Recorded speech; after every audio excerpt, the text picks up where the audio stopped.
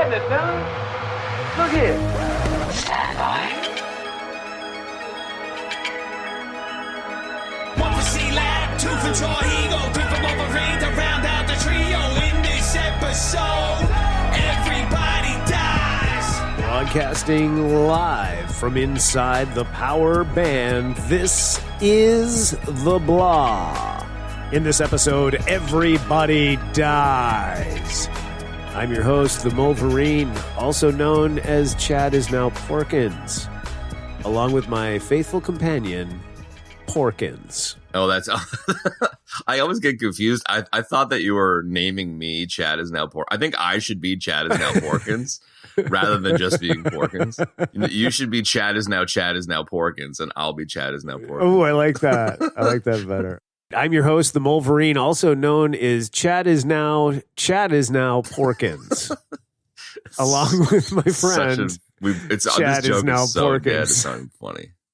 It's so fucking stupid. It's Dude, so I found this podcast the other day. I think Pyburn sent me a link to something, and it was to this other podcast that talks about movies. And these fucking guys, man, have like an account with millions and millions and millions of views, and it's just like a dude being like, and then Bruce Willis is the baby, and look who's talking, and he's like, boobs, I like boobs, and it's got like 700,000 views, and the other guy on the podcast is just like, and that's the whole fucking video. I'm like, how the fuck do we have 3 views on everything we've ever published? Like, I am now curmudgeonly at Porkins. I'm so mad about it. So that's nothing to do with nothing. Let's do intro number 4. Okay. I'm your host, the Wolverine, also known as Chad is now Porkins, along with my faithful companion, curmudgeonly Chad is now Porkins. Hey guys, I hate you.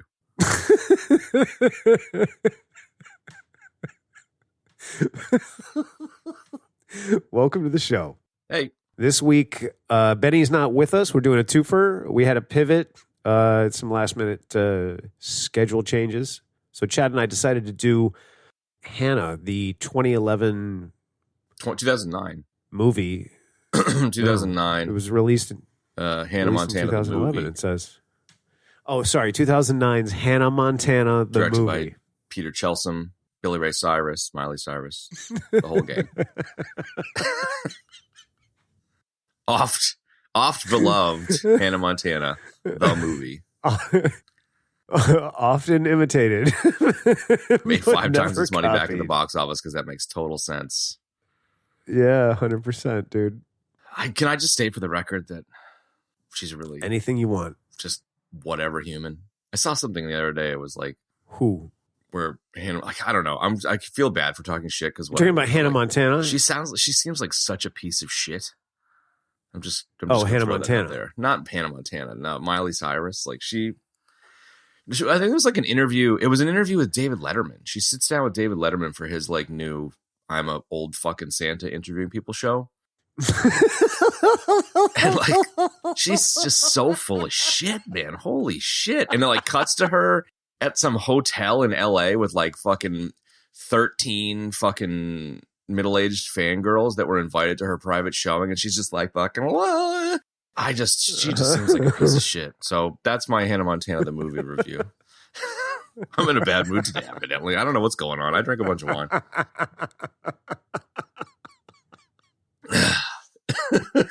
Drinking when you wake up is I didn't wake and drink. I drank a bunch of wine last night around a fire pit. So I've got like a wine curmudgeon hangover. You've got a wine anger going on. Yeah. All right. Well, there you have it, folks. That's going to be our coverage of Hannah Montana, the movie. As always, I'm Kev. And with me, as always, is Chad. Miley Cyrus is a piece of shit. Miley Cyrus is a piece of human feces. That's going to be the name of the episode. In fact, I think it should be. Right. I think it should be Hannah, brackets, Miley Cyrus is a piece of shit. And real quick, folks, this episode was brought to you by AG1 and Athletic Greens. Use the code EBD to get 50. That's right, 50% off your next purchase at ag1athleticgreens.com. Superfoods for daily nutrition. Multiple benefits in every scoop. Even with the best diet, some nutrients are hard to get. That's why AG1 delivers a variety of nutrients and forms that help your body thrive. Use code EBD. Miley Cyrus is a fucking piece of shit at athleticgreens.com. Use the code Miley Cyrus is a piece of shit. For 10% off your first order. For every time you order, right. we'll send a dog shit in a box to Miley Cyrus's LA mansion.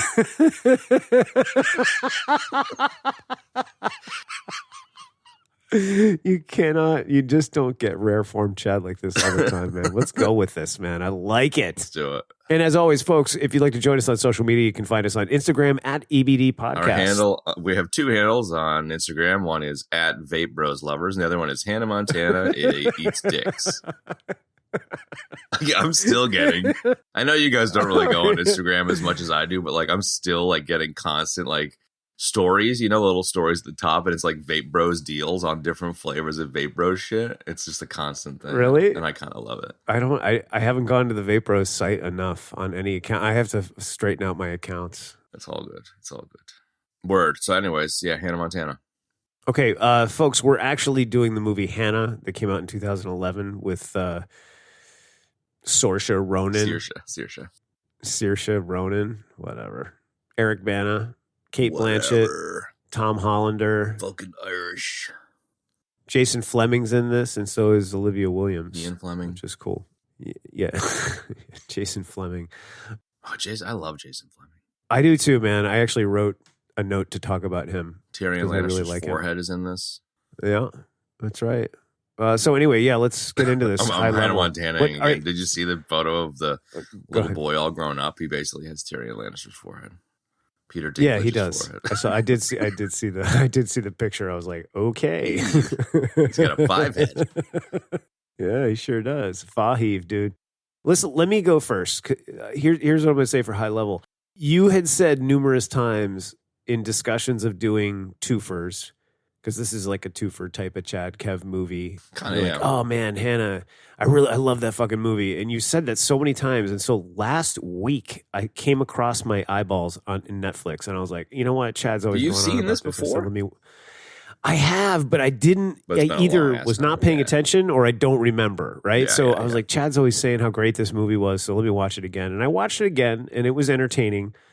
And I was like, well, maybe it was a little bit of a fragmented watch, because it was a fragmented watch. So I watched it again today, and I just finished it about 20 minutes ago. And you know, I think I remember seeing the ad, and I was like, oh, this looks cool. Like, you know, this little feral girl, whatever. I didn't really understand what the hell was going on in the trailer. And then I saw it, and it was kind of forgettable, man, until like you kept saying that. And then I, watched it. And yeah. Okay.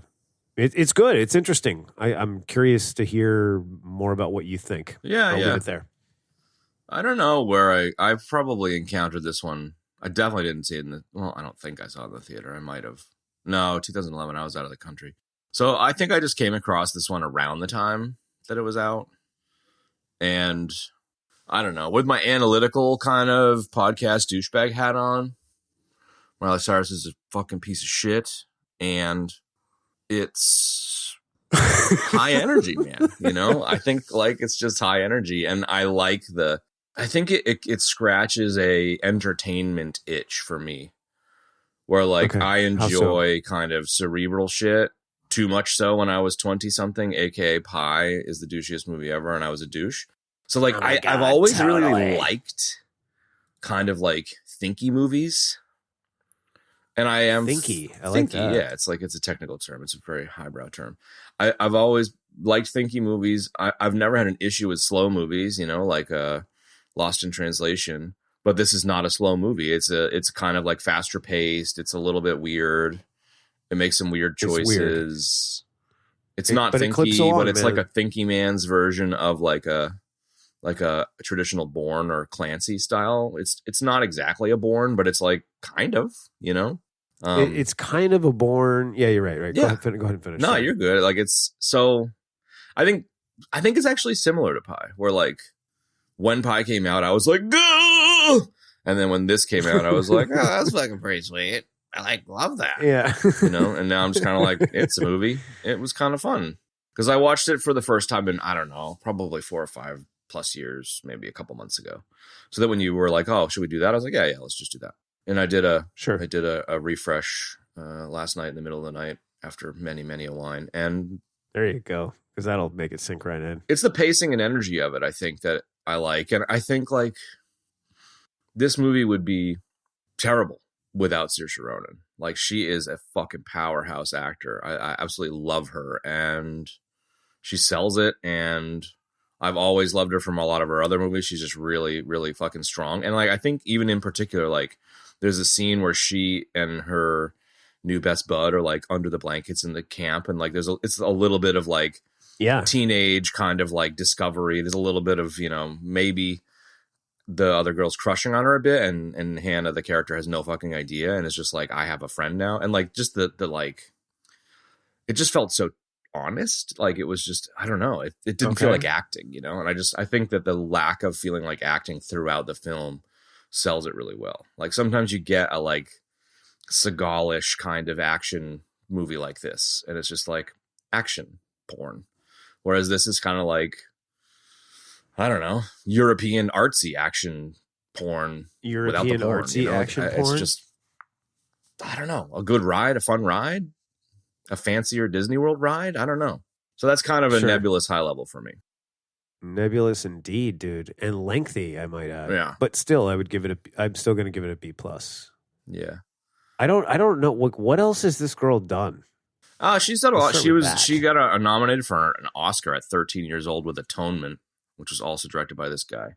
But for me, like, it would have, like, Atonement was the first time I ever saw her. She's very well known for Lady Bird, which I haven't seen, but Mary Queen of Scots. She was in Little Women. She did a really good job in that. The Outrun, Little Women, Grand Brooklyn, Budapest. She's really, Grand Budapest. Really enjoyable. I've seen that. Yeah. Yeah, she's great in Grand Budapest. I've just always had a lot of time for her. Lovely Bones, the Peter Jackson flick. She's in that. I wasn't like huge on that one, but like, I think she really just like kicks ass in Atonement at the age of 13. And it was like, holy shit, who is this in terms of the industry? What the hell is that? What is Atonement? It's like a, I think it's World War I period piece where Keira Knightley, James McAvoy. Yeah, okay. I haven't seen it in forever, but like, spoiler alert, it's like McAvoy and Knightley kind of fall in love. She's a rich chick in a mansion in England and all like hoity-toity, and Saoirse Ronan's the little sister, and I think McAvoy's kind of like the butler chauffeur dude who ends up getting sent off to war, and like they fall in love, and it's that she's not allowed to love a poor person, and I guess of course, Saoirse Ronan's character kind of like tattletales, and like the guy gets fucked over, and maybe he gets sent off to war because of that, and he never comes back from the war kind of thing. So it's kind of like a heartbreak love story kind of thing. Yeah, sounds positive. I mean, it's just like it's a standard period piece love story thing. It's never been my jam, but sure, it was a mega hit in that universe. I mean, if it's a good movie, man, I'll watch it. Just about anything if it's good. It is. I've just been less interested in period piece shit. Like Little Woman was really good, but it's also kind of like I don't really care. Like I watched that. Not really your bag. I don't know anything about this girl. Like I know other than her name is weird and Irish. That's the only thing I know about. I don't know anything else about her. Like, sure. I don't literally. I've been following her probably since. I've been a mega fan since Grand Budapest. Wow. Yeah. I mean, she's also gorgeous, which helps, but she's really good pretty, in Grand man. Budapest. Okay. And then I think like a lot of the actors and actresses we talk about, like she was that girl. She like he was that guy, it's like, oh, he's that guy in all those movies I've seen. She was that girl until Budapest. And I was like, oh, dude. And until this. And I was like, dude, she's fucking great. So right. It's kind of one of those. And then you realize she was in this and you're like, oh my God, my favorite actress is Hannah. Well, this was before Budapest. So probably was this where I was like, she's that girl until this. And then Budapest sealed the deal. She's a good example for me of like, you come across a good actor and they're that guy or that girl. And then they do something that's like, oh, wow. And then maybe they don't get another hit and they're kind of a one-hit wonder. And so I think Hannah was like a hit for me. I was like, oh, wow. And then Budapest was like, oh, fuck, man. Dude, hell yeah, girl. And then she's gone on to do a bunch more stuff. You know, like her role in Little Women was quite good. She's like a very tomboyish writer in a period where that was not cool, like old school, you know, America, New England. So yeah, she's just. Wait, sorry, what movie was that in? Little Women. Little Women, right? Okay. And this one is like the opening, man. I mean, it's just you're in the tundra and you're like, okay, she's hunting, yeah, cool. And then she like shoots the fucking thing in the face, and then all of a sudden she's like, you know, pencil fighting with fucking Eric Bana, and he's like, drag the caucus back yourself. You know, it's just like, all right, I'm down. You know, like it just really goes hard and fast, and then it's, you know, it just keeps going. You know, it doesn't stop, man, and it even the slow bits are they're paced out really well, so you know it keeps up with the pace that started at the very beginning. You know what I mean? Totally. Like it's just there's no wasted space, I think would probably be a better way to say it. Maybe we were considering doing Bourne or this or a couple other things in the green room chat, and I sent you. Yes, we did.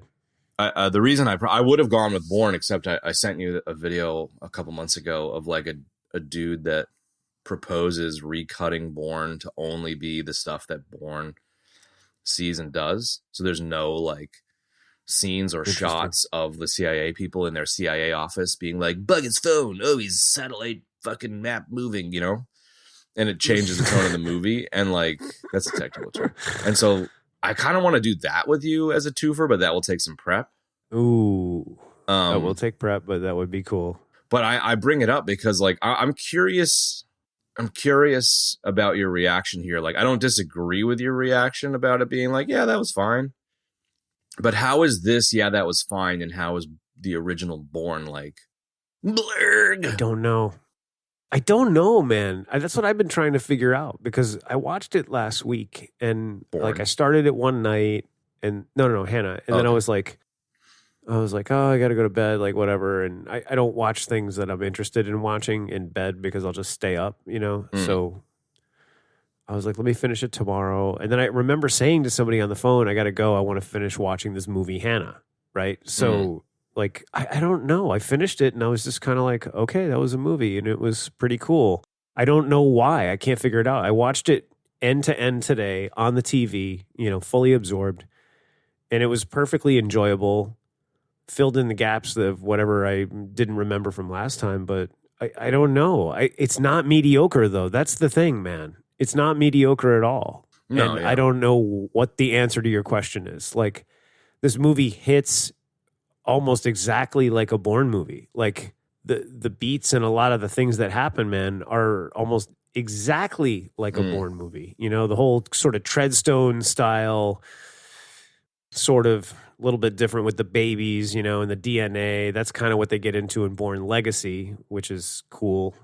And then you've got, you know, kid coming up, trained, blah, blah, blah. Like so many of the things that happen are very much like in Bourne, you know, you get these little interludes of like normal life with the girl, you know, kind of taking 2 seconds to enjoy like being a teenager, you know?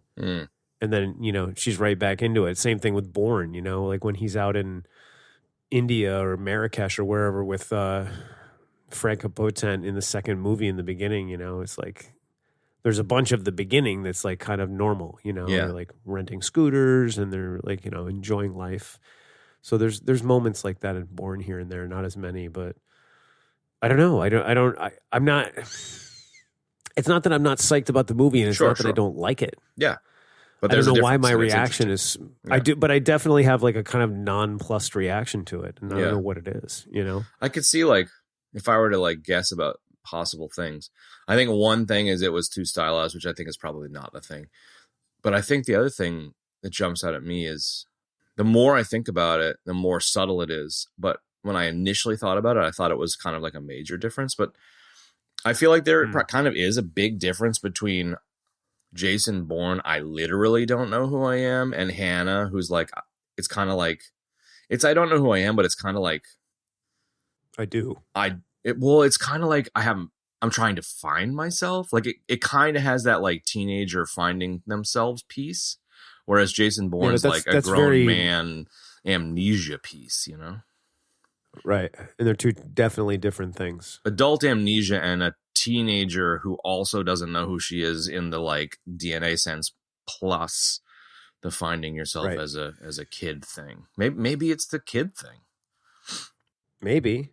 I mean, I think so. I mean, those are definitely different experiences, but what draws them closer together is the fact that, she is already a trained assassin at 13. She didn't come in from the Marines or the Army Rangers and volunteer for a program, when she was a fully grown adult, which is how it went down with Bourne. Yeah. And the amnesia is what gives you and him it kind of cleanses the sins, to take a religious term, like it kind of gives it definitely him a clean does, slate man, to come back from it. Well, because he has to work off whatever moral compass he has left. Maybe that's also it. base It's like of his- Hannah is of his clean being. of sins. In a sort of opposite kind of way. Yeah, that's interesting. That is very interesting, actually. Like there's that scene with her and Bana in the laundry, in like the hanging laundry, when she's kind of freaking out, and he's like, "I tried my best to prepare you for what your life was going to be," and she's like, "I didn't know it was going to be like it this." is. Yeah, at her grandmother's apartment. Yeah. Like her saying like, "I didn't want it. I didn't know it was going to be like this." It's like, well, you flipped the fucking switch, honey, but she just didn't know. Like he didn't prepare her. Of course, he shielded her from what it was going to be. She thought she was going to go and get like a fucking churros and an ice cream, but meanwhile, you got like everyone chasing you down to kill you. Well, who knows what she thought? I mean, that's he interesting. did Like say she is innocent because she has lived in the woods, versus Bourne, who is guilty but doesn't remember it. That's actually way more interesting. It is. But he did say to her, he goes, once you flip the switch, they will come and they will never stop until you're dead. Yeah. So he tells her straight up. But that's like a teenager being like, okay, dad, like, don't smoke. It's bad for you. Right. And just be like, all right, dad. Right. Like, I kind of feel like there's, I mean, every 13-year-old on planet Earth would flip that fucking switch. Like, I get it. But almost guaranteed. Yeah. I think for me, like, if I think it's that Jason Bourne is a bad person who doesn't remember it. That's really interesting. I think that's the major difference, because she's she's an innocent. Well, she's a baby. It's very interesting because she's innocent and she's like free of sin, right?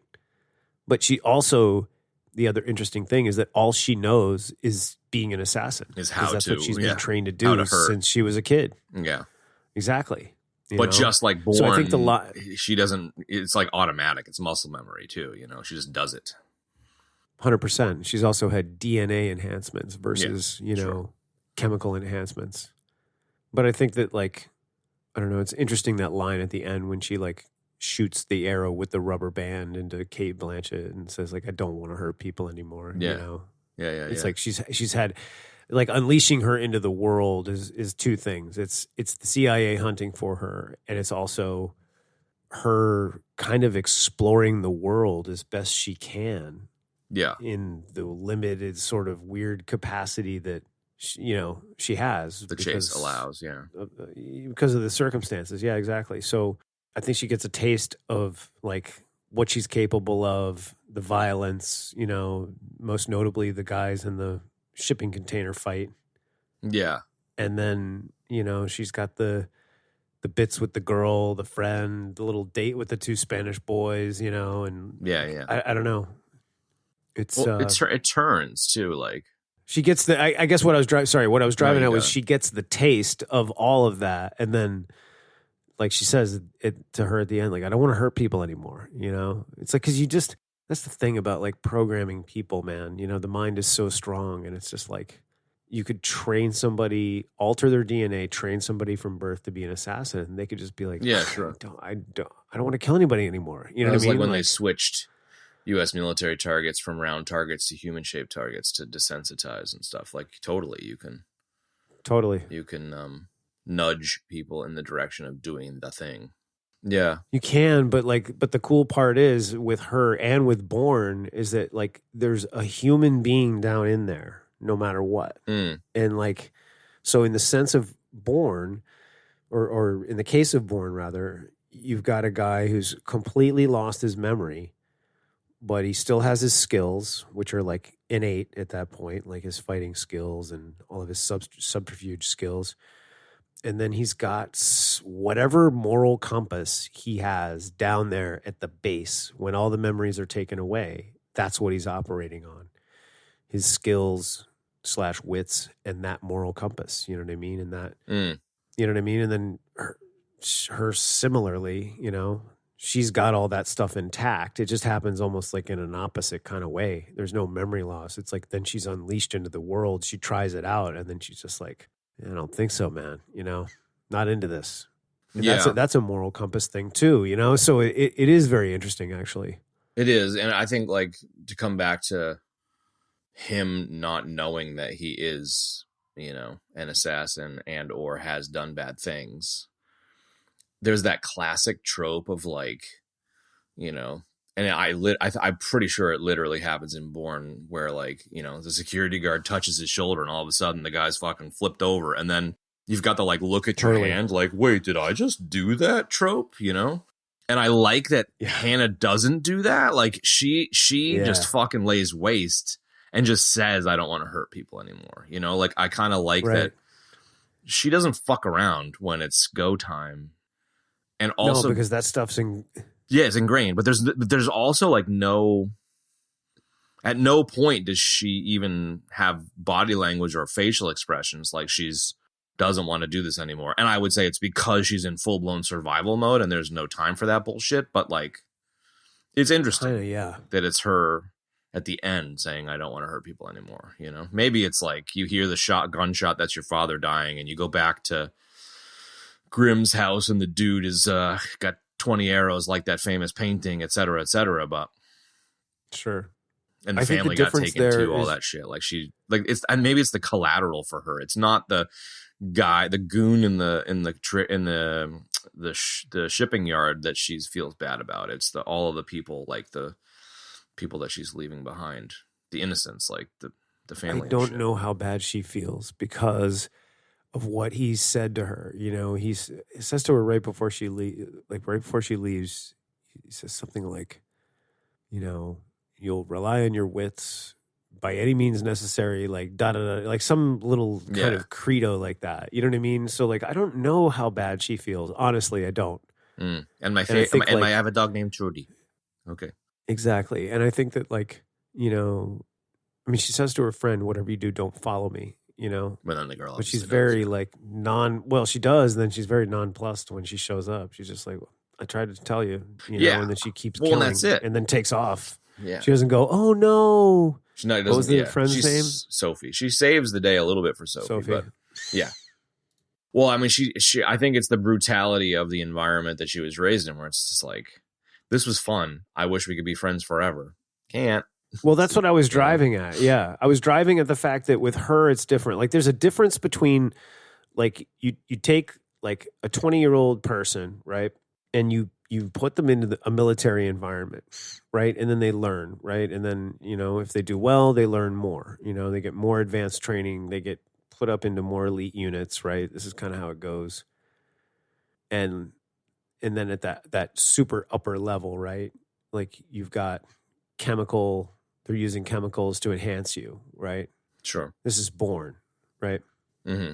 And that's all done as an adult. And you can train and train and train and train and train to be so good. You know what I mean? It just takes time and repetition, you know, like, but there's a difference between that and a young child that is trained like that from a young age. Birth. Like when that young mind, from birth, or we'll say 4 or 5, when that young mind is imprinting all that stuff and all that information, it's like, it's very different. You know what I mean? And she's had DNA enhancements, like, in utero, Leeloo Dallas, or before that, yeah. So, wait, Leeloo Dallas? Yeah, she's the, like, chosen super being with, like, special DNA. Okay, yeah, sure. Okay. All right, yeah. So, you know, there's just a difference between that. Like, you can take an adult and you can program them and you can train them and do all that, and there's still going to be a difference between that adult and a child that is trained. And when the child is imprinting all that information at that young age, you know, it's like, it's just different. It's old school hunter gatherer esque humanity. It's like part of the it's like part of the whole thing. It becomes part of the whole thing rather than you knew this, now you're going to know this. Yeah, instead of an adopted worldview or a taught worldview or purview, whichever you want. Whatever. Totally. Well, I mean, it is literally the person's world if they're raised in that environment versus you go join the military at 17, 18, I assume. Whatever. Sure. Yeah, right. Yeah, that makes sense. I mean, the Sophie thing for me too. Well, pause. Have you seen Severance yet? The Apple TV show? Yeah. I watched 2 episodes with a friend of mine that has Apple TV. I haven't watched the whole thing. Yeah, so you understand the basic concept of it. Yes, I'm familiar with the concept, yes. You were saying something earlier about like Bourne. Bourne was essentially severed from his outside self. Interesting and Bourne wakes up it, as an innie. So it's actually kind of interesting. Yeah. Like I still think that like now that I'm talking about it with you, like him being unintentionally cleansed of his quote unquote sins is the most interesting part of that film. And the rest of it is a nice action vehicle with car chases and fun stuff. Yay. You know, but that's really I mean, if there was no story about that, what you just said, and all of the other things about the Treadstone program and it'd that just be a Seagal thing, or an Arnie you know? movie, I reckon. Yeah. Well, and the human impact, I think, you know, again, come back to story, you know, it's like without all that stuff, it is just what you said, another Arnold action movie. Which is fine. You know? I love them. And it's like, but it's different. Right. But it's the story is what's compelling. Like a lot of people didn't like Bourne Legacy with Jeremy Renner. And like, I'm a huge fan. Yeah, I wasn't a big fan, but I only ever caught it once, so I should probably go back. Well, Tony Gilroy, who did Rogue One and Andor, we talked about Tony Gilroy. He wrote all of the Bourne movies, the screenplays, and then he jumped in and directed Bourne Legacy. And like I was so down with Bourne Legacy from the beginning because it continued the story of the whole thing. You know what I mean? Like the whole thing about the meds and pumping them up and all of that stuff and the enhanced abilities, you know, and it was just yet another kind of piece of the puzzle. So that's why it was cool, right? It's like, yeah, the action's great, but the action's just dressing for the story, man, you know? Yeah. It's like without a compelling story behind it, it's like an action. It's just Commando, dude. Commando is like my favorite example of like a just absolute blow the shit out of everything. There's really nothing to see here. Totally, man. Gasoline. Well, there's nothing going on here. There's plenty to see, but nothing going on. Yeah, right? yeah, You know what I mean? It's just like, fucking balsa wood houses exploding, massive gasoline fires. Like, it's great, you know? So I think that's what takes those movies way above that Commando style thing, you know? Like, even when he came back for Bourne, after Bourne Legacy, you know, and it really dug into like his dad and all that, and he's getting more memories back. Like, it was cool, man, you know? Again, more story, more backstory, you know? I like that a lot. So here in Hanna, it's close, but do we have enough it's like, I don't know how I would describe the feeling, because I actually totally am vibing with what you're saying. You know, it's kind of like when the era or the stylistic fad wears off of a film, like a Pie or a Snatch, or maybe this. When the fad wears off, you're left with just the bare essentials, and the bare essentials here is fine, but it's not like holy shit. Or maybe Bourne is also not holy shit. Maybe Bourne is wow, you know, but like, there's a difference between wow and fine, you know, like, I know I'm using stupid words, but you know what I'm driving at. Like, no, I do know what you're driving because at. the stylized nature of this, I would say, is like, it's a fad. Like, it's not a fad, but it was like of the time. It was like, oh, this is new, where it's not new anymore. Pie was, oh, this is a new gritty approach, whereas it's not new anymore, you know? So. Right. I mean, this has like, you know, the weird German techno soundtrack. Yeah, it's Run Lola Run. I know for me, I know it's the Chemical Brothers. Yeah, exactly. Right. It's that exactly. It's Run Lola Run. That's that type of thing. And it's very stylistic, man. Like, in fact, the very beginning part, until they leave Finland, I was like, this is like almost like an art documentary. Yeah, you know what I mean? It's like a Herzog like amazing kind of nature with like amazing nature shots, nature as well. So they're honest to the setting and stuff. Yeah, the shots were beautiful. Yeah.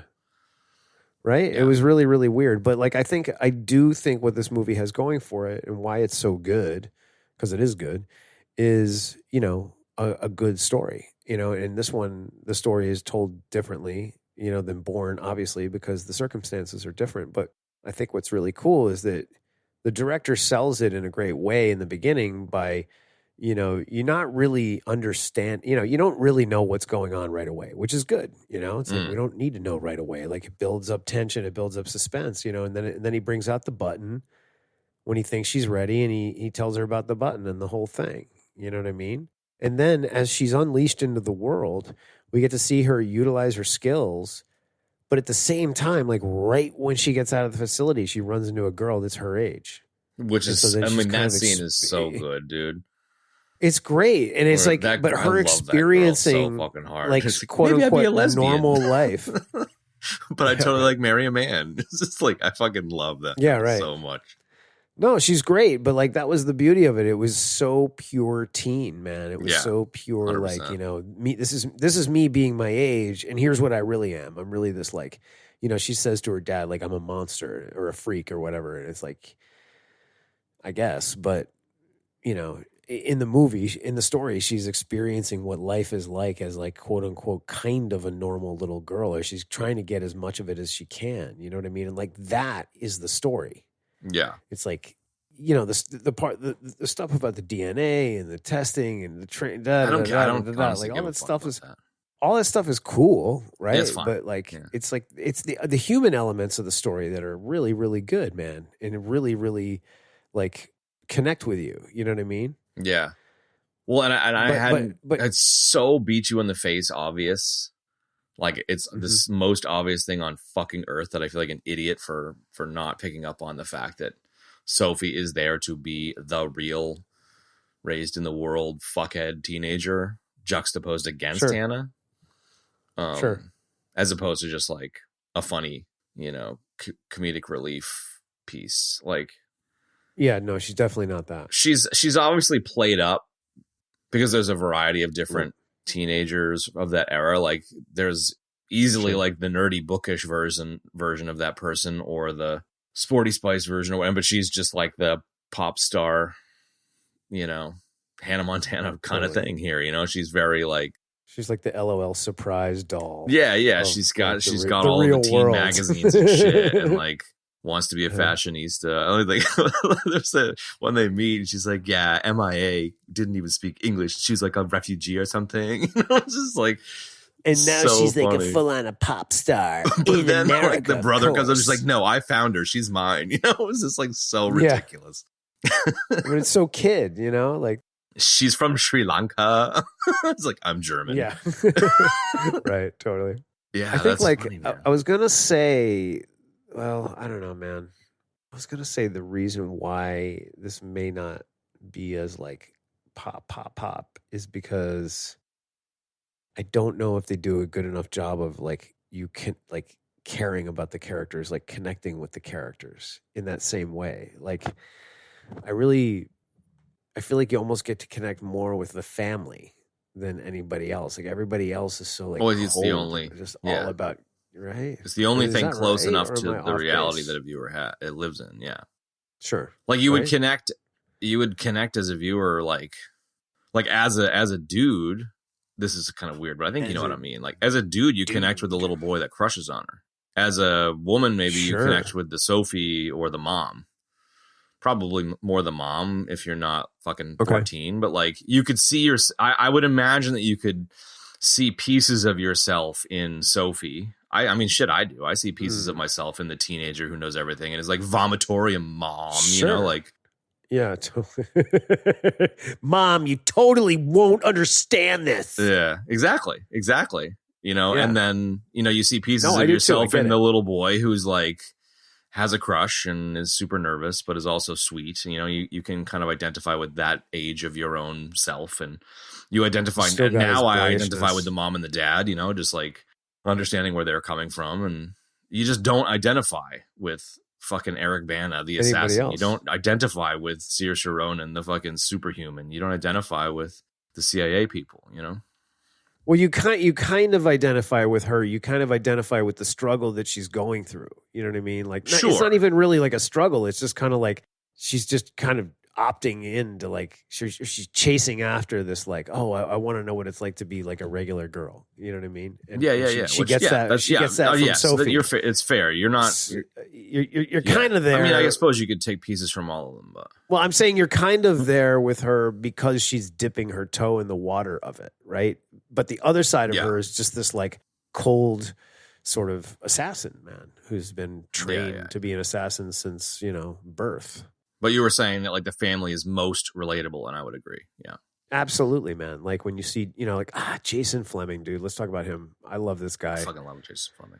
And like I really before we go to Jason Fleming, I thought it was interesting that you don't know what happens. I had also not considered until reading Nuggets Not Fun that you don't know what happens to the family, and so it's a pretty decent chance they all just get popped. It is, but I didn't realize. They don't tell us what happened to the family either until I read Let's Make Nuggets Not Fun. I was like, oh yeah, that's you just right. It just in the traditional movie sense, it's just like, okay, on to the next scene. Like, after the interrogation, like that's it. After the interrogation, we never see him again.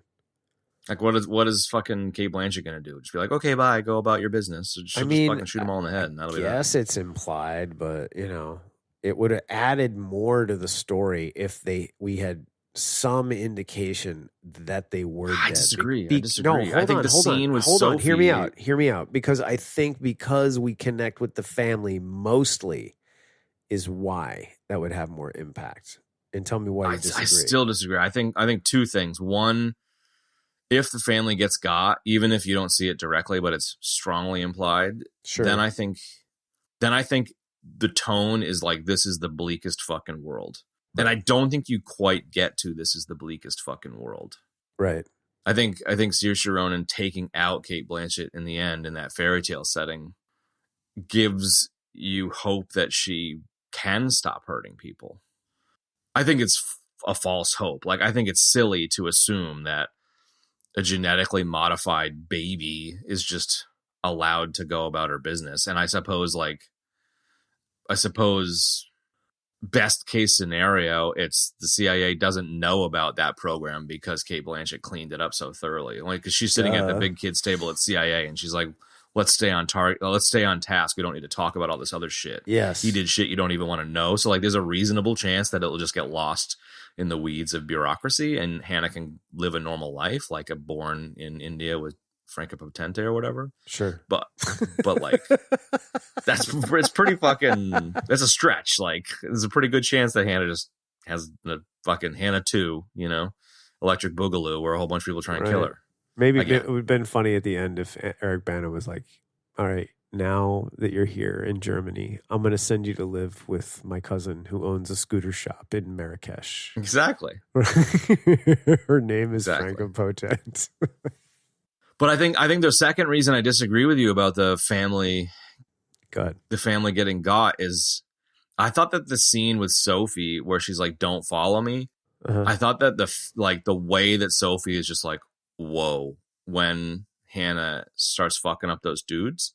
Because like at first she's like, oh wow, she can handle herself. And then she's like, oh wow, she can handle herself. And then it's just like, and she just like turns and runs away. Like when like Hannah starts like fucking knifing these dudes, she's just, it shatters that, like, it kind of shatters the crush. And it also kind of like turns her into someone who's like, remember we were watching the Sammy Jackson. Oh no, you weren't here for that. Is that a twofer with me and Benny, the Sam Jackson, Gina Davis one? Yeah, the Bourne one. Twofer. Yeah.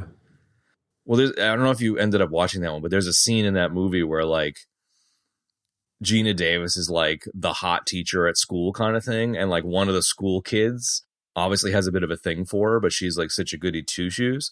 And then later she comes into the scene with like a fucking sniper rifle, a leather jacket and a cigarette. And she's like going to kill someone. And she runs into that kid. Really? And the kid already was crushing on her coolness, and now she's like this fucking badass. And he's so scared that he pisses himself. And I was joking with Benny, it's like that's when his fetish for like dominatrix is born, Yeah, totally. Like he's just like, oh my god, it just completely blows his crush into like the stratosphere. You know what I mean? Like, And I feel like that's maybe the thing with Sophie here. Like, she obviously has a crush on Hannah because of how powerful she is or whatever. And then like Hannah starts fucking knifing people, and now she's like into fucking S&M. You know what I mean? Like, her mind is blown by that scene. Brain broken. And regardless of the crush, it's like her just being like, is so much more powerful than like you as the viewer being like, yeah, they just get shot. You know, like, I don't know. I feel like shattering Sophie's worldview is more important than the family getting got. Oh, wow. Sense? Okay, yeah, that does make sense. Now, just to clarify, her worldview is fucking shattered. Absolutely, but just to clarify, I did not say that we needed to see them get shot. No, but some even implying it strongly. Some indication of anything in terms of what happened. I think now I'm questioning my own theory, but that would have strengthened the bond with the family. But either way, I don't know. You bring up a compelling argument. Yeah, I don't know. I just like that. It's a compelling hypothesis. That scene is so well acted by Sophie. Like, her world is completely shattered as a result of definitely Hannah. Like, it was shattered before she followed her and saw the knife fight, and it was completely obliterated after that. Totally. I mean, how do you go back to your teen magazines? You just don't. You know, like, it's like, yeah. I mean, you can. It's like, it depends, man, on how strongly it stays with you. You know, like, I guess it kind of feels like a kid that, you know, obviously I'm not being flippant, but like it kind of makes me think of like a kid that went through and is still going through the shit in the Ukraine. You know, like, innocence is lost, I guess. It's like you don't come back from that. Sure. It's when like a 12-year-old is an adult. You know what I mean? Like, I definitely don't think that's the case here with Sophie, but like, similarly, like, you're not going to go back from it. Oh, you're probably right. I was going to say, like, you can get used to a lot of stuff. You know what I mean? But when it's like in front of you, not on TV, and it's traumatic. No, you can't. I don't know. Like, have you ever, I mean, this is a bit of a personal question, but like, have you ever had the like situation where like, I don't know, you've come up on the scene of a car crash or some shit, or like seen some like heavy duty shit like that?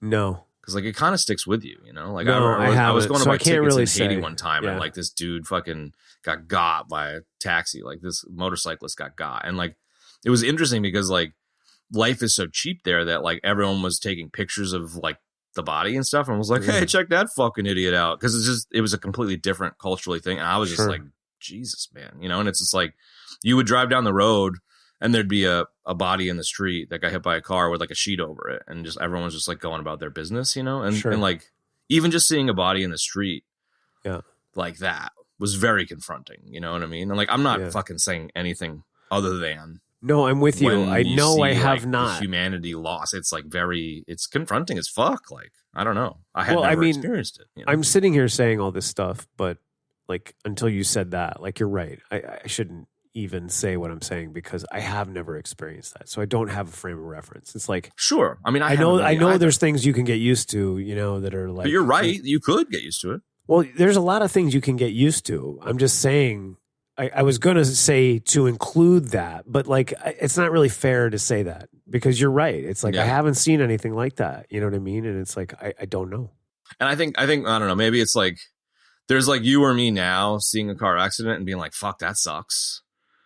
For all the obvious, you know, normal humanity-based, empathy-based things. And then there's like a 12-year-old girl watching a fucking knife fight. You know? Like, that's pretty heavy, dude. I mean, I will say that I've become more sensitive to like the violence. Like, if I do pass a car crash on the side of the road, you know, especially if I'm with my kids, I'm always like, let's say a prayer for those people, you know, and like, oh, for sure. Yeah. I don't like, I'll start thinking about it, and then it'll get inside my head and it'll really bother me. And like some of the, for sure. I mean, I feel like as we get older, it's really clear how lucky we are in terms of just the, you know, lightning strike style accidents and illnesses and the preciousness of life. Like, totally. Yeah. 100%. Like, it makes sense. I think that I've just gotten more sensitive to stuff that I previously wasn't sensitive to because of violent movies. And now I watch these like violent movies, and it's like, when the guts are so real, dude, I'm just like, I can't watch this. You know, it's too much. Yeah. It's just too much. Enough. It bothers me. And I'm glad that it bothers me because it means my empathy is intact, you know? Yeah, sure. As opposed to being desensitized, which is sort of what we're talking about. Yeah, and I mean, I think, you know, there's a segue of the desensitization is an interesting segue to like maybe like Kate Blanchett. Wow. Yeah, that's she's some so serious... hateable, and I love her here. I know. But it's like when you get desensitized and you're in that world at that level, and it's all about power and eliminating people. It's like, what the fuck? Like, that's like, I was thinking about that earlier while I was watching it, and I was like, that is what just, you can justify. I guess, but it's like, it's just not a life, you know? It's like, no. If the pursuit of power in eliminating whoever you need to along the way is like your life, that's not really a life. It's like, sure, but if also for the sake of conversation you ignore, you choose to not have it be a power thing, like let's just say for the sake of conversation it's got nothing to do with power, and it is her trying to protect, you know, national security and et cetera, and she'll do anything that she needs to do to protect national security. Like, I, you know, obviously that's not necessarily the case, sure, but just for the sake of conversation, that is a thing. That is like a daily thing that's happening right now, you know, and it's fucking wild. It's wild that you get into those situations. And I was really stoked with the scene with Hannah's grandmother, where, you know, she's like, did you have children? And Cate Blanchett kind of tears up. I made choices. Like, that was a really important and interesting and powerful kind of scene, you know? Wait, Cate Blanchett?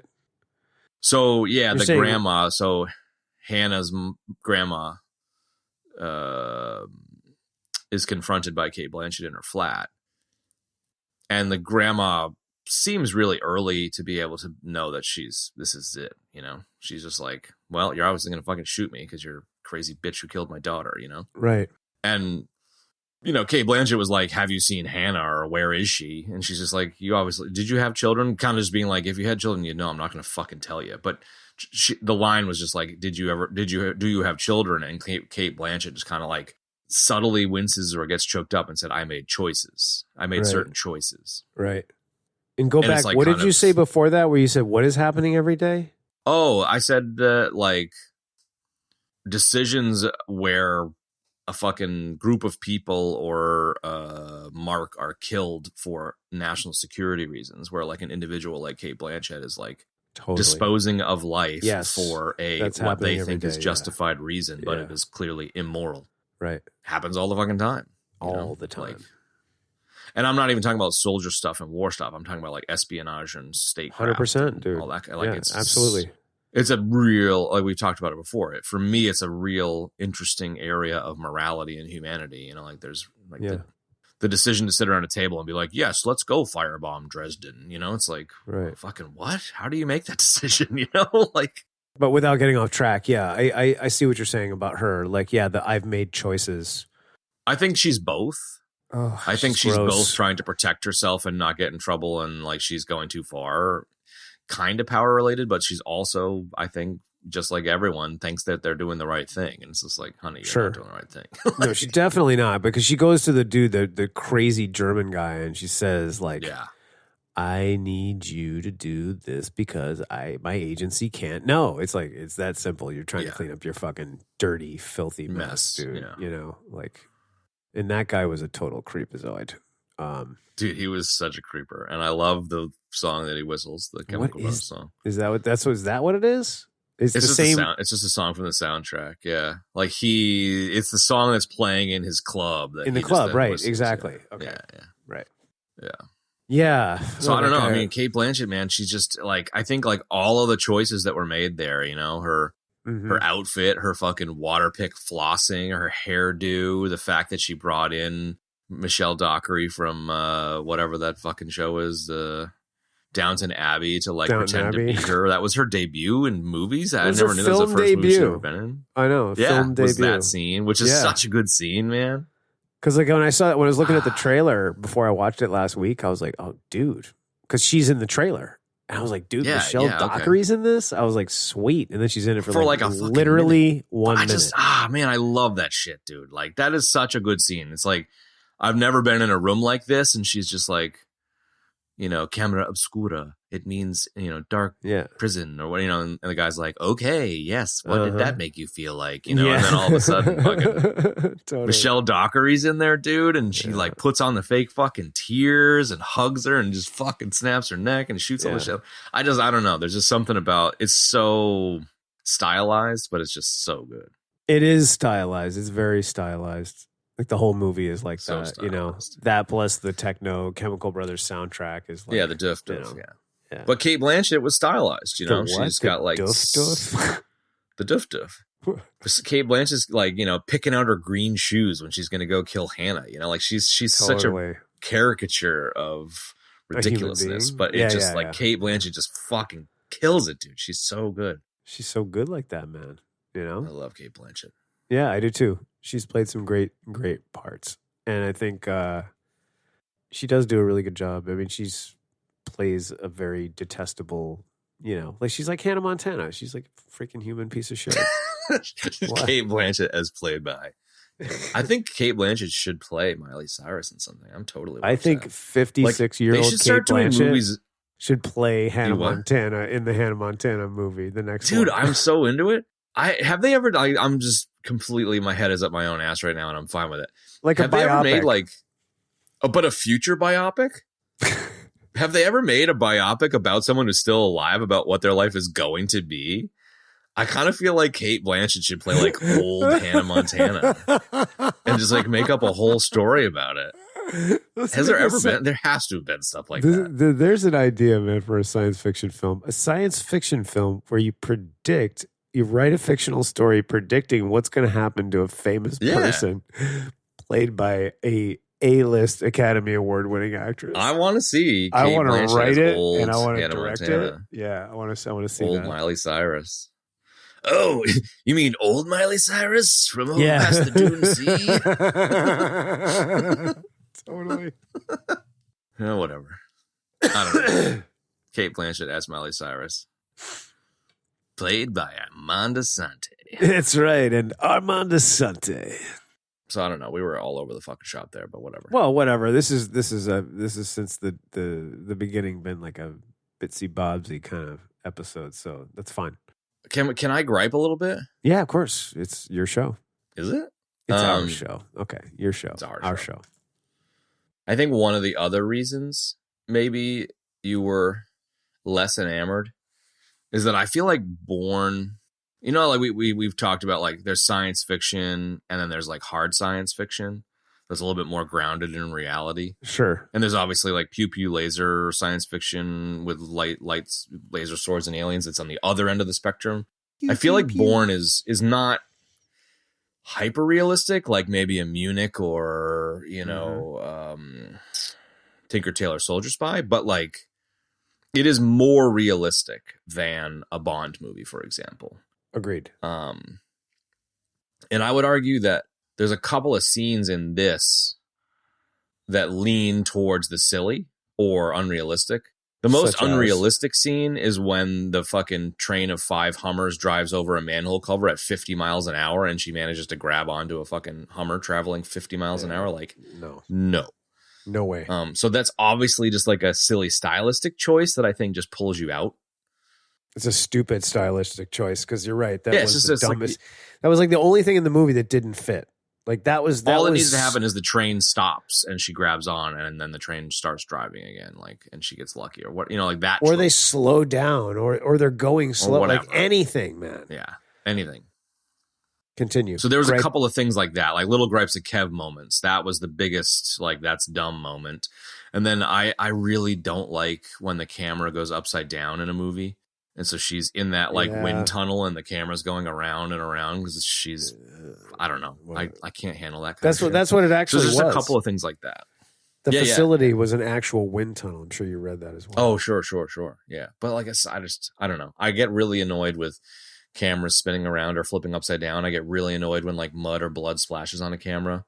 That didn't happen in this movie, but like, so like there's those little bits that I think a Bourne doesn't do, which also kind of puts more weight on the Bourne side of the scale, if that makes sense. I don't. Yeah, it does. I don't mind splatter of various different things on the camera. I think sometimes it can be used to effect. I don't like spinning weird camera shit. It really never seems to do whatever it's designed to do. Pulls you out. Unless you're in a fucking airplane. I don't want, unless the shot is like in a fighter plane. I don't want to do it. Sure, but like in an airplane, like claustrophobia is the thing. You know what I mean? And I think like I Yeah, don't but know, like when it's I'm spinning, fine with Top Gun fucking fighter jets flipping upside down camera that's because different, it makes man. sense. Because that's what Yeah, actually would be exactly. happening. Yeah, There's no other scenario where that makes a lot of sense, you know. I Other agree than with you. Vin Diesel taking a car, you know, into the top of a skyscraper from orbit or whatever. That makes Now sense. But other that's than that- realistic.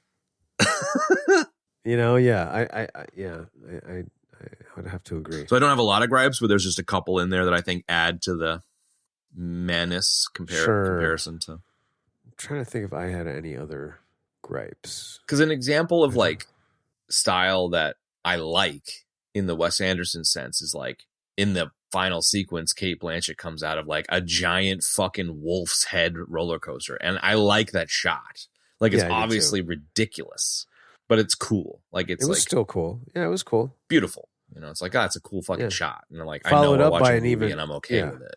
But it was followed up by an even better shot with her falling, sliding Yeah. down the thing, like her lifeless Yeah, body, yeah. you know, the shoes bopping along, you know, like I thought that was great. Yeah. I agree with you. That was kind of like super ridiculous, but cool at the same time.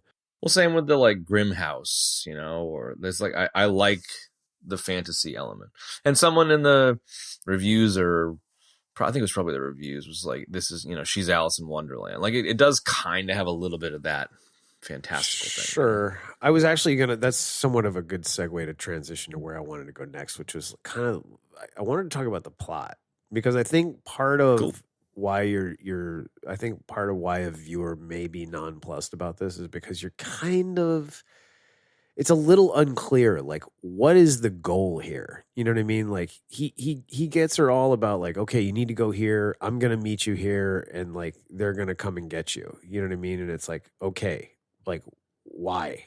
Like, what are we doing? You know, like they're never, I think there was never like any clear, like super objective for them meeting back up in Berlin. And I think that may be why you're kind of like, I don't know like how much I care about this. You know what I mean? Yeah. Or I just why assumed it was to kill Wiegler.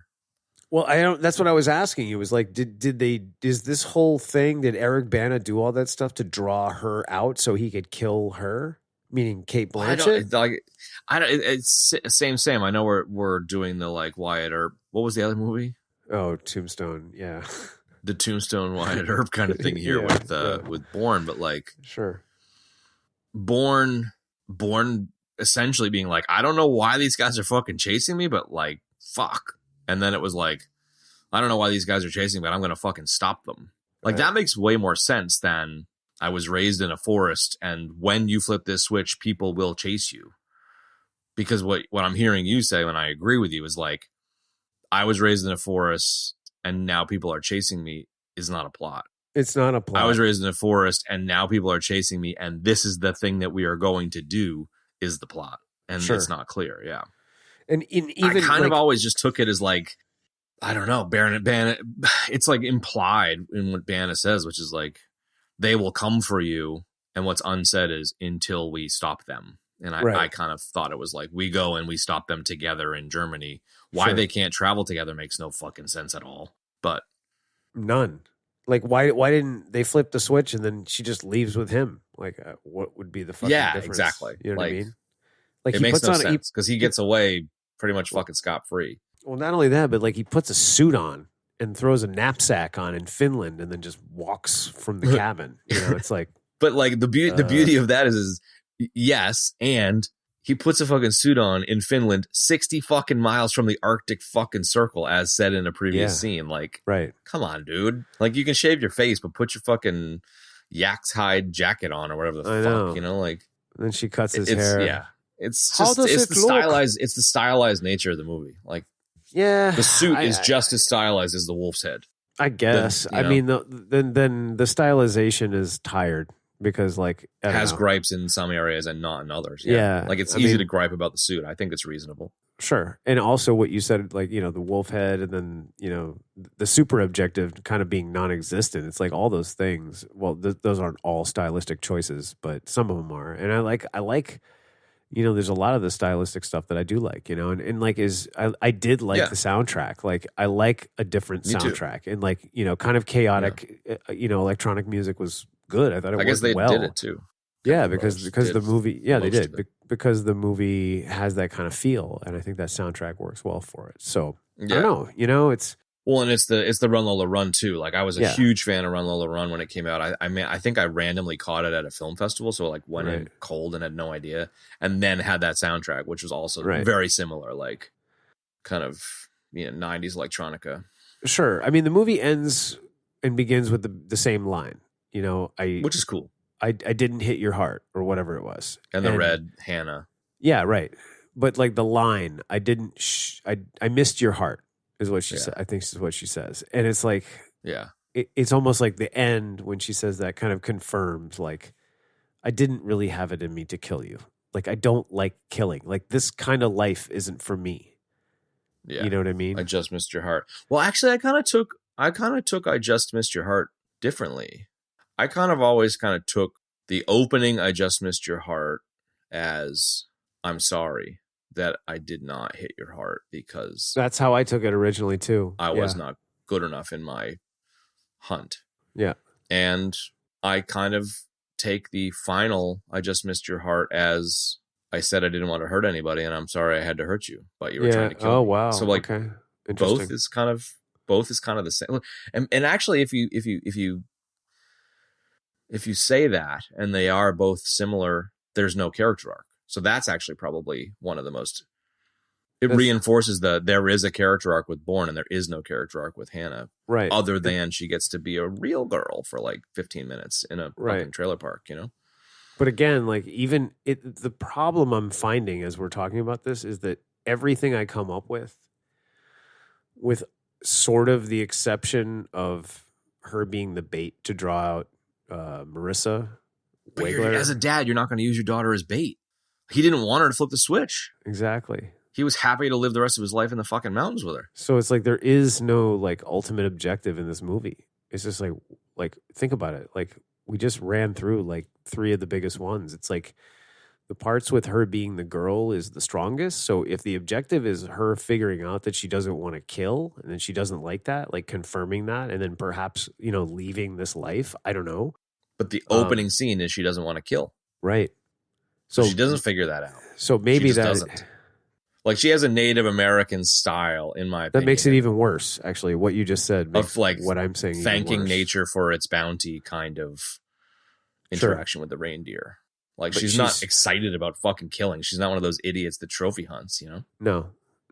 But the fuck. So it makes it worse. So it does make it worse. And it's like if you're trying to draw out the CIA agent to kill her, like that's stupid. You would never use your own kid. But as he's bait. not.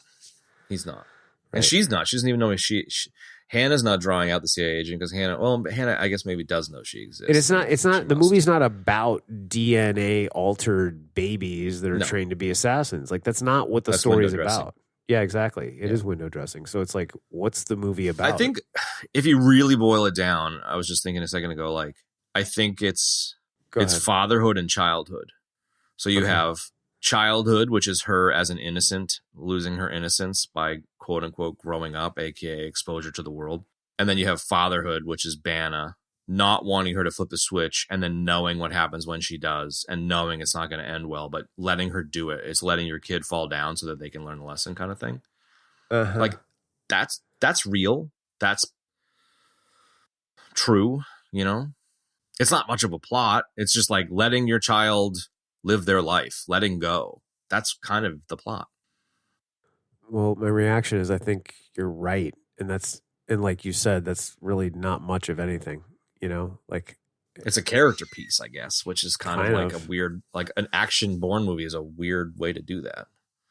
I know. But it's weird. Yeah, I think you may be right, but like the fact that we're having to like stretch our brains this hard to like figure out what this fucking plot is of this movie is just kind of dumb, Like I don't know. I'm kind of like, this is one of those rare times, like we've had a lot of times where like one of us will kind of be like sour on something, and then it'll kind of win over. We'll talk ourselves into it. Now we're kinda, talking ourselves okay, out of it. Sure. No, I think this is one of the rare ones where it's like I'm kind of liking this less the more we talk about like what the plot is. I'm kind of, it's like the more we talk about it, the more it's eye candy action commando and less with like amazing actors. Like that's the thing that's like so and good action, irritating. It's like it's crazy. Yeah, there is some good action, and it's like we got like Eric Bana is just like I've been on an Eric Bana tear lately. I love the guy, dude. I just watched Black Hawk Down again a couple of weeks ago. So good, So I don't know. Yeah, it's odd. This is an odd piece. Speaking of Bana, dude, he's great in Munich, dude. Like that's a fucking great movie. We should do some toofing. We should do some espionage toof action. We should we need to get a fresh list going here, dude. Tinker Tailor. Yeah. Do you want to do a separate list, or do you want me to do it here? But I don't know, man. Nero, dude. I think for me, his Nero in Star Trek was just so good, fantastic. Right? I thought it was good too. Totally underrated, man. So underrated. Probably not at all underrated, but I still think it was underrated. I think it was underrated. Well, I don't know, man. I don't know what else we got here. Fucking no. I mean, this is never going to hear any arguments from me. This is kind of it, man. I want him to do shit. He's only got one upcoming thing. He was in some show recently. It's a show about being a park special agent. Yeah, no, we watched the first 5 minutes, and I basically I did too. I thought the dialogue was shitty, and I was really annoyed because it had another great actor in it, Sam Neill. I was like, "The fuck, dude? What is going on exactly, here?" Dude. You guys are just getting I watched the whole first episode, and I was like, "This dialogue is so bad. I can't believe that these actors agreed to do this movie." That's where I was so tired of mystery bad bullshit. dialogue. I know. We watched someone M doesn't really watch the movies that we watch, sure, at all. I think of all of the episodes of the show we've ever done, she's probably watched one of the movies. And she's kind of more into the crimey, mystery-ish period piece stuff. And someone at her work was like, "You got to check out this show, Department Q. It's like a Scottish police." Yeah. It's got, what's his name? Matthew Good's in it. Yeah. From Ozymandias. I've ever seen in my fucking life. Is it really? Oh my God, it was so fucking stupid. That's so bad, dude, because I put that in my list, and when I saw that you might like it, man, but Ozymandias was in it, I was like, "Oh, this looks good, dude. This could be great. He's great." I almost got Diane from Trainspotting in it. It could have been something. Could have been a contender. I bet my latest thing this week has been this back and forth thing with Funk Bagus about Alien. We've been talking about the Alien franchise the show all week. No, the whole thing, the show and a show all now, the movies. I don't have how is that even gonna be remotely interesting? Well, we're going through that right now. He was telling me, he's like, I watched the first, because he watched he texted me, was like, "Oh, I'm watching Alien Covenant," and I was like, "Oh, I've never seen that, but I think somebody Which one was from that? The one that came after Prometheus." Was that the one after Prometheus? Correct. And I was Benny. That's the one Benny has defended reasonably well, and every time it comes up, we're both like, "We should see that. We should do that as a two for just for Benny's sake." We did do it. That's a funny idea. We didn't I couldn't remember if we were hating on it or if somebody hated it. I was hating on Prometheus, and I think as a result was fuck Covenant. Ben was defending Covenant. Right. Okay. So Caleb watches Covenant, and I'm texting him saying "Hey, we just did Romulus whatever a year ago." I was like, "That was really good," and we liked all these different things, blah blah blah. And then he got done and was like, "I love Covenant," and then he watched Romulus right after that. Okay. He was like, "Yeah, I liked Covenant better." And then he started watching the show, and he was like, "This is really cool. This has some cool elements, and to be continued." But we've been going back and forth talking about basically the entirety of the Alien franchise. We had a fucking hour-long conversation about the Alien franchise timeline the other night, dude. I like it. It's like a fucking podcast B-side. It was like a podcast B-side. I was like, I really need to figure out how to turn this into content, dude. So, it was. But the show, dude, if it's fucking 8 episodes where they get chased by a fucking alien and one person gets out at the end, I don't understand what they could possibly write about. I don't understand. I mean, I'll check it out if it's well. good. We were I talking hope it about is. he was saying the aesthetic was as good as Romulus. Like the way they did everything in Romulus continues in Alien Earth, right? And so we Cool. looked up the time. Right, exactly. Sean Connery so movie did a good job with the aesthetic too. It Yeah, just right. wasn't an Alien movie, you know. Okay, so like we talked about. I ended up watching Covenant. I loved it. I was like, this is great. Right, we got good lore in the movie, you know, good information about the engineers and the backstory and all that. Like mission accomplished, Ridley Scott, great, good job, right? And it was solid, man. I really liked it, and I think he was saying that I haven't watched the first episode of the show yet. There's only 4 eps out, and he said the first one had the same aesthetic as Romulus, and he said it was great, and he was really digging on the whole thing. What? What's so funny?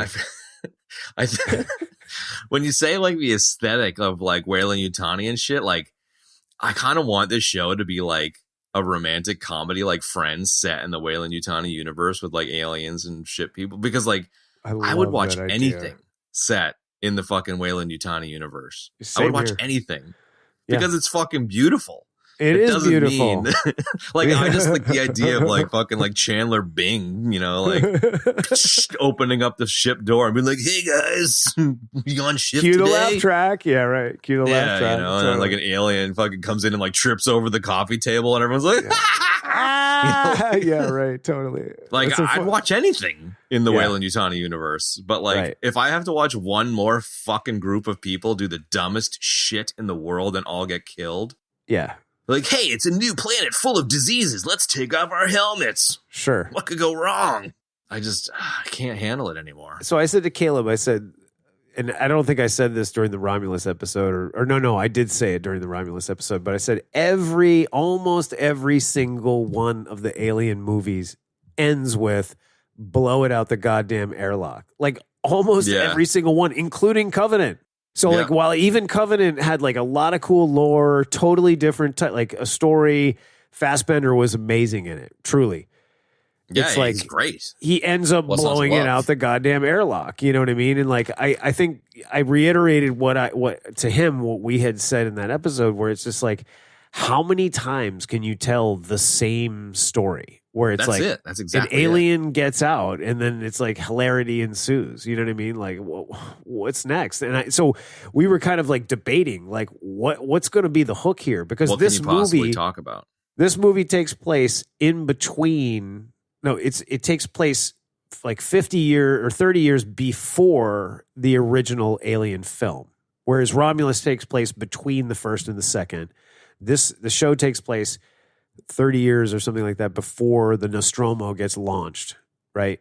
And there's alien, and so like there's aliens on the ship, and I'm like, okay, so the ship hasn't left to go find the original alien, but we've already got aliens on Earth. Like what? How does this work? I was like, how do you fucking square this? We could not come up with anything other than they're gonna ruin it further. They're gonna pound it into the ground even further than it already is if they don't fix what I see as a glaring, ridiculous oversight. As you know from episode 4 of this show, I'm a fan of Apple. That was our Apple hate show, and like, yes, I've had an interesting. This is going to be the biggest like fucking button hook. How are we talking about Apple now thing? But Chad's love affair with Apple part 2. I'm a big fan. I'm a big fan of Apple from an industrial design point of view. Sure. I was always a big fan of the redemption arc of Jobs getting kicked out, coming back, taking over the world. Cool. Good for him. The like Johnny Ive partnership with Steve Jobs and like what they did, I am to this day super impressed by. Then they became the biggest company in the world, et cetera, et cetera, et cetera, blah, blah, blah, blah, Sure. blah. Cool. Back in the original Mac days, like the 83 or 80, whatever, 4, when the first Mac came out. Yep. You have like a bunch of decisions made to make a very accessible computer for the masses. And they like hit a home run at the time. It is an icon in the fucking Museum of Modern Art. And they had such a strong opinion of like what was a delightful experience, what was good user interface. And throughout like Jobs's tenure, like he was like the tastemaker. He was the one that was like the advocate for the customer and prevented stupid shit from being put into the user interface. So for example, like I like that. Yeah. nowadays, I'm not sure about Android, but nowadays on iOS, like half of the options are hidden in fucking menus instead of being like clearly where they should be in the user interface. And so it's like this whole new paradigm of like, it needs to be sleek and clean. And it's like, as a result, to use it fucking sucks. Yeah. And like Jobs was always pushing for the like, no, it needs to like be usable. It needs to be beautiful and usable. And so like I bring it up because there was this like in-depth conversation with some Apple heads that I listened to, and it was just kind of like, what the fuck are they doing? They are fucking everything up. Yep. People need to get fucking fired at this stage because they have fallen so far from the original ethos of these original people. And it was the kind of topic of conversation was like one of the guys in the conversation had like 20 years as a user interface designer at fucking Apple. Like he was in Apple and was just like, look, like, I don't think the guy in charge actually knows what user interface design is anymore. Like, I don't think he understands what it's all about. And so the thing I'm driving at is like, go ahead. The conversation was like, one or more actually a generation has shifted where the generation that did computing in that space has now retired. And there's a new generation, like literally where like almost all of those people are gone and the new people are here. And there's a disconnect. Major disconnect. They're not stewarding the previous paradigm. And I would say something similar with Alien where it's like, it seems like there's a fucking disconnect. In Star Wars, in Alien, and any of these franchises that are super old, where it's like, what are you even talking about? Like, how the fuck do the aliens? Why are we? What are you talking about? Did you watch the first fucking movie? And then they'll be like, nah, I didn't want to like fuck with my creativity, so I didn't watch any of them. It's like, well, what? That's why Covenant was so good, because it like actually like told more backstory that bolstered Prometheus and gave you the lore that you were looking for. Like Covenant was pretty good. Like they also did dumb shit, but like they had an airlock, and then we had the thing, aliens, the alien chasing the xenomorph, chasing the people. The cool thing is we get to see the genesis of the xenomorph, right? But like we were making Walter comparisons.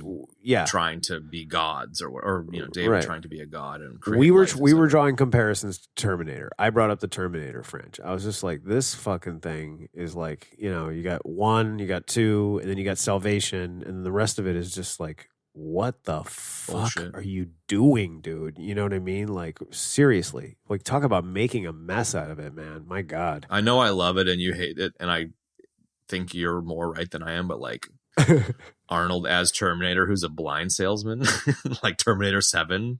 It's like, what? Like, it's funny, but it's a great example of what you're talking about. Yeah, it's like, I said that actually. I brought that up. I was like, that was so dumb. Like, I know a lot of people liked it. I think I even said, I was like, yeah, Ben and Chad love that. I thought it was stupid. It's funny. It is funny. It's like poking fun at yourself funny. But it's funny once. You know what I mean? And then you go back and you watch it again and you're like, why did they decide to do this? Yeah, it's not funny. It's just like, that's funny. Like, we're sitting around drinking beers and talking like that. And it comes up like somebody thought of it. Like, that's funny, I mean, so to go back to what you were saying about the answer to your question about, is Android like this? Like, I would say in a way, yes. Like, I'm finding, because I'm using a direct Google device, right? I've had a Pixel 7 for a couple of years, right? And so I would say, I feel like it's my understanding more is they are and more, also hiding shit. Yeah, it's more and more being like over-engineered, right? Like that's how I would kind of classify that statement that you made. Like it's more overly complicated than it needs to be, and I'm finding that it's like the simplest things that I want it to do, it can't do well, and it just, like, I'm finding like new updates, it's taking more steps to do more shit. Stuff. Yeah. Whatever it is you're trying to do. Yeah. Exactly. It's just like, why are you making this harder? I don't think this is the case with an Android, but in like on iPhone, for example, it's like, I'm just going to make this up, but it's like in the phone app, there are 4 things at the bottom of the screen you can tap. One of them is recents and one of them is voicemails. And like, you can't customize what they are. You can't reorder them. It's like, why not? Yeah, why? Like, what if I don't give a shit about voicemails and could have something else there? Exactly. Like, what? Why the fuck?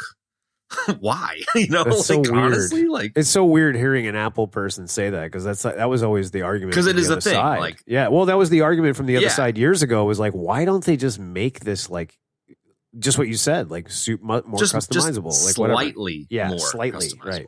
And like to like, you know, eat my own dog food here. Like, I totally have said in the past that I enjoy that Apple curates and makes those decisions for you so that you don't have to spend 6 years in a fucking setting screen. And there's a total like, I market get the there, other side of the argument, but like, I don't know. It's like, I just feel like all of the things are getting convoluted to the point where it's like, if you want to do the super obvious thing, you know, like, I think, for example, I don't know why we're talking about fucking phones, but whatever. Who cares? Whatever.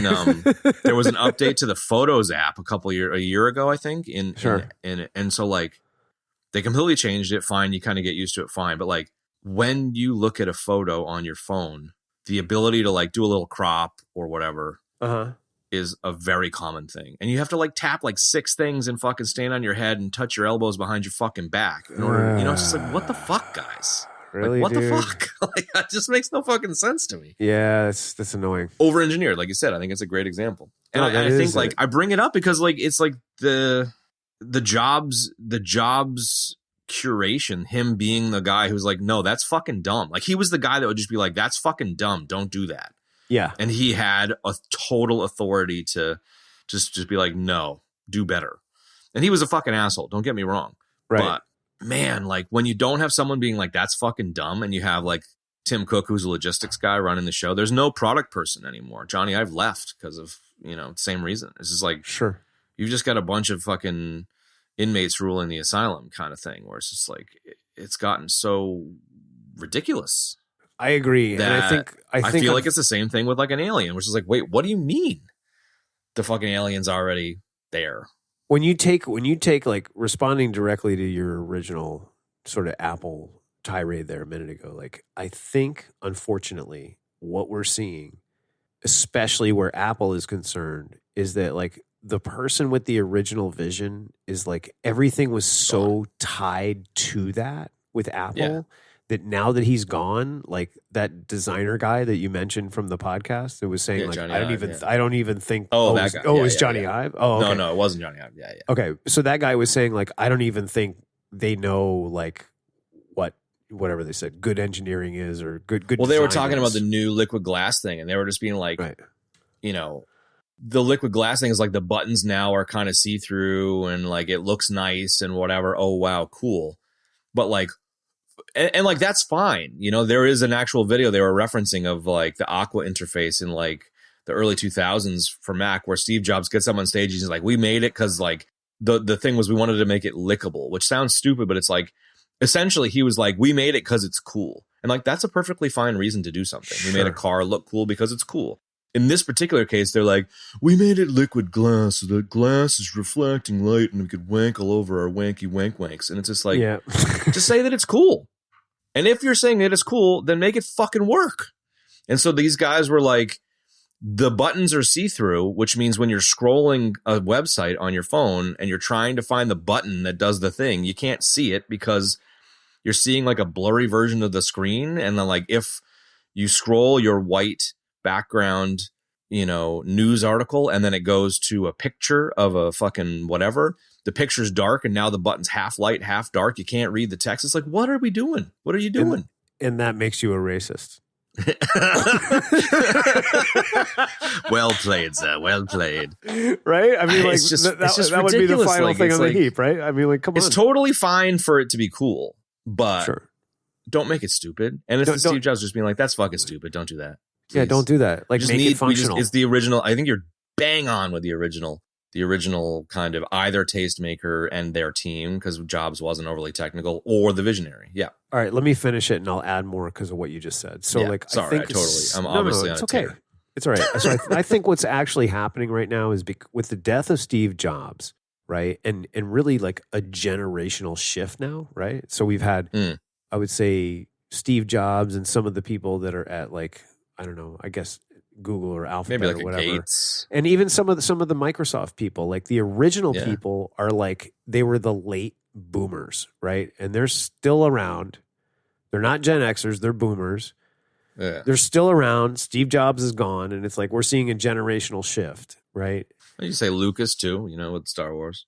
Yeah. Scott, and maybe. it was, sure. But like the generational shift is bringing in a generation of people that don't understand what the founder generation, whichever it was, did. And that was Steve Jobs, for instance. He's the best example because like he knew he might have been an asshole, but he was relentless and he produced a product that was, super innovative, no question about that, and great. You know what I mean? And like I've said to you when we've had discussions in the past about the design, like I've always appreciated the design and the quality. It's the sandboxy bullshit that's always irritated me. But Sure. like I think what's happening, sadly, is it with the death of Steve Jobs, like we're just and like what you're saying right now, like this is like the beginning of the end. Like we had the period of 100%. like you guys are on top and like you created the most amazing thing and everybody's been waiting for another amazing thing to come out. It's like there is no other amazing thing. Like you can't do it. Like Apple's not going to do it. Google's not going to. Nobody's going to do it because it's like the phone was invented one time, the smartphone. It's like that's it. There's not going to be anything else. And if you start over engineering everything, like I believe all of them are doing, all of them, yeah. it's just going to turn into a disaster. Like I'm so ready to go back to a flip phone anyway. I just don't care about smartphones anymore. Like the novelty's worn off. They're fucking radioactive. They've been trying to cover it up for years. And it's like Steve Jobs died of fucking anal cancer, dude. His phone was always in his back pocket. No, it's true. It's like, I don't ever have that thing near me, dude. I fucking hate it, And it's like, I know other people that have gotten weird cancers from shit like that. So it's like, I'm just like, I'm over it. Like they're so irritating. It's like all they do is like fucking distract you from life. You know what I mean? That I'm on board with. Right? All All they cancer, say, maybe not, but they're like the most addictive fucking pull you out of reality machines on the earth, dude. all I'm the so over apps them. and all the people connected with the phone, whether it's app makers, phone makers, whatever, they're all like, we want to make it so simple so you can get in and out and get back to your life. It's like, no, dude, all you do is suck me out You of wanna my suck life. my brain through my eyeballs. And out of reality. And now we have a whole generation of kids that have grown up getting sucked out of life and into a phone. And it's like, they don't even know how to fucking talk to people. Like, it's fucking sad, 100%. dude.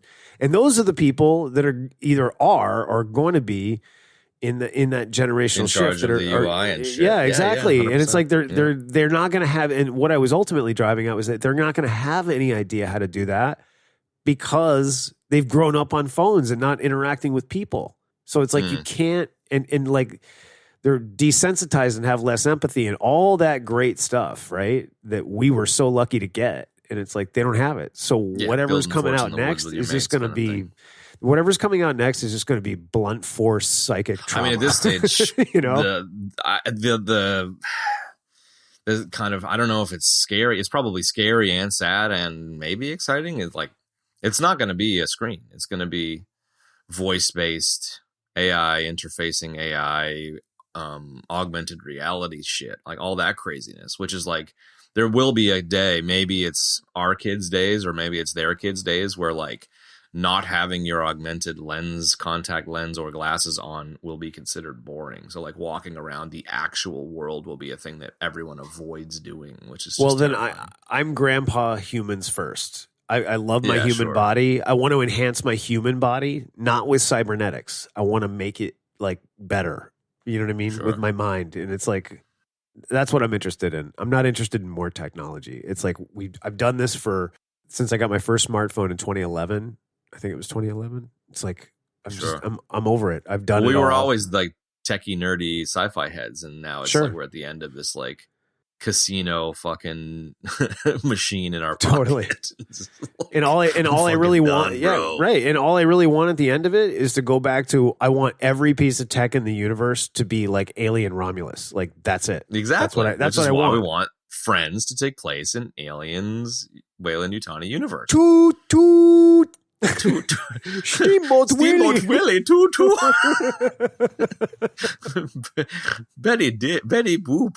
Oh, what a dish. Betty Betty Grable. Grable. What a dish. What a dish. All right, so Okay, well, that's our Apple. That was our tirade. Thank Apple you for that. alien rant. Yeah, well, I'm sure we're gonna rehash the alien rant at some point, so that's good.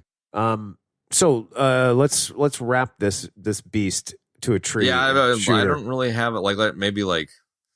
Oh, we don't have any deaths. I have one nugget that I like. I can't think of any other bits and bobs. I think I'm not.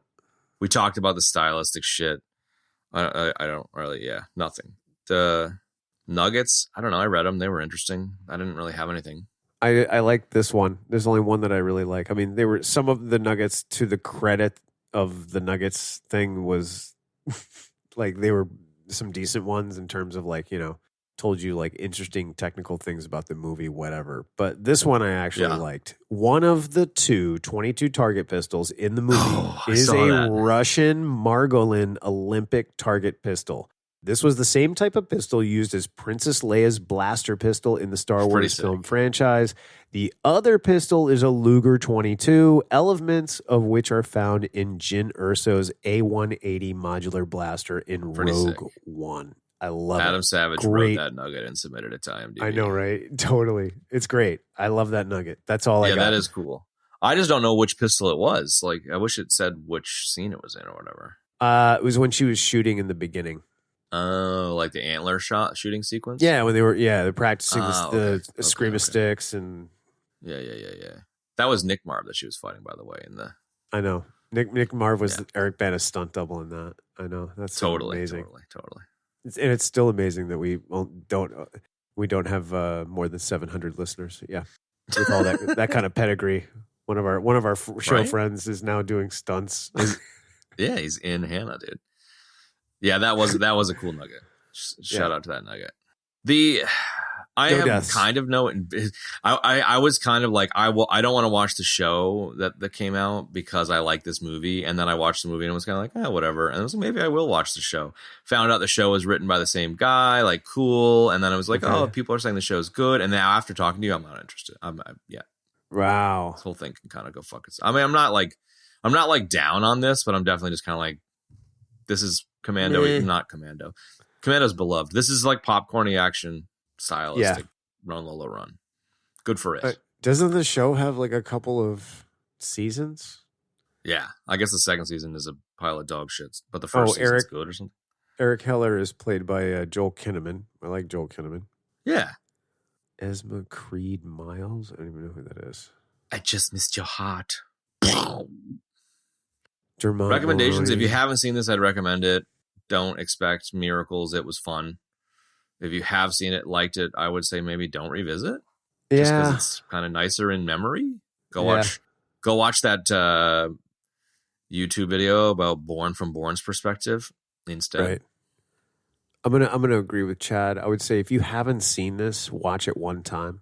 If anybody thinks differently, please feel free to hit us up, yell at us. Engage us in the comments, not on fucking DMs, for Christ's sake. Nobody else can see that but us. I would say, watch it. But like, I don't know. The more we talked about it, the less I liked it, and the less I thought like. I mean, like, I still like it. Like all of the elements taken unto themselves, especially the part with her kind of finding her girlhood. I really enjoyed a lot, like with the family and Jason Fleming, who we never ended up really talking about, and Jason Momoa, and Jason Momoa.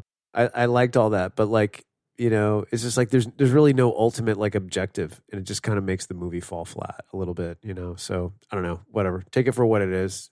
If you disagree, say something. If you see it, say it. There's aliens everywhere. If you see something, say something. There was a that other little. This is a nuggety bob. There was that thing saying the guy Seth Flockhead who wrote this on spec, who then went on to make the show, was working with Danny Boyle on this, and then he fell off. So it would have been. Yeah, I like that. This. Yeah, but I'd be curious. Well, you know what's really? I'll tell you what's interesting in this whole sort of conversation that we've had, where we're kind of like, you know, like, is that this movie was on 2 separate years, 2006 and 2009, on that black list of like the best scripts in Hollywood that aren't being made. Yeah, right, exactly. And it's like, what? How? I don't get it. Have you read that list? I like went through that whole list maybe a year ago, and it's like, it's interesting. Is it? It's interesting to see, like, if you look at there's like websites that are set up to have like lists from different years, and you go back 5 years and you look at the list, and it's like, 5 of the 50 were made, and they're like Sure. shit that and then the other ones are like, oh, that's kind of interesting, or that's kind of interesting. It kind of proves our It's kind of a point cool idea. Proves our point from last week about just making cool shit. Nobody just wants to make cool shit. They want to worry about merchandising or whatever. Merchandising. Right. And that's why Spaceballs 2, man. I'm here for that. I'm here for that too. What are we doing next week? 3 O'Clock High? What was that movie? 3 O'Clock High. 3 O'Clock High. Now, Ben, Sounds we were going to do great. 3 O'Clock High. Benny couldn't be here. We're going to do 3 O'Clock High, what is it again? It's like bully movie or some shit? Yeah, it's an 80s movie Comedy, about 80s. bullies. I mean, I'm sure a lot Sick. of our listeners are going to recognize it instantaneously. It's Casey Shimashko and O'Doyle Rules. God, I can't remember that actor's name. We were just talking about him like a month or two ago. That plays the bully, Buddy Revell. Anyway, it's a good movie. It's got Jamin Hansu. No, it's got some other good people in it. Jamin Hansu. No. Anyway, so that's what we're doing next week. So yeah, that's it. And I don't know. Word. Thanks for joining us for Hannah. Thanks for joining us for Alien Chad's Apples. Hungover Hate Fest. P.S. Okay. Fuck you, Miley Cyrus. And without further ado, folks, Hannah Montana is a piece of shit. Fuck you, Hannah Montana. And this is Mulvey saying, fuck you for now. Fuck you very much. Bye.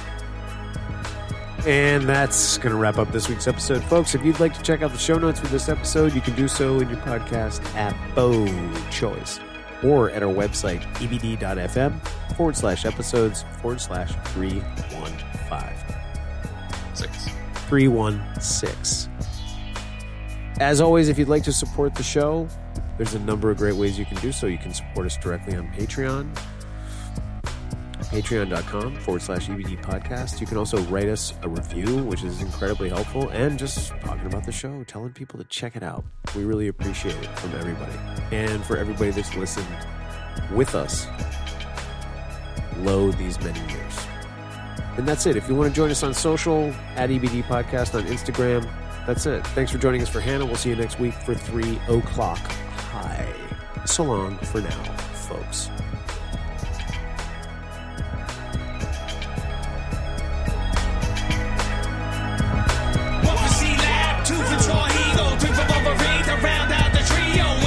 Episode, everybody dies.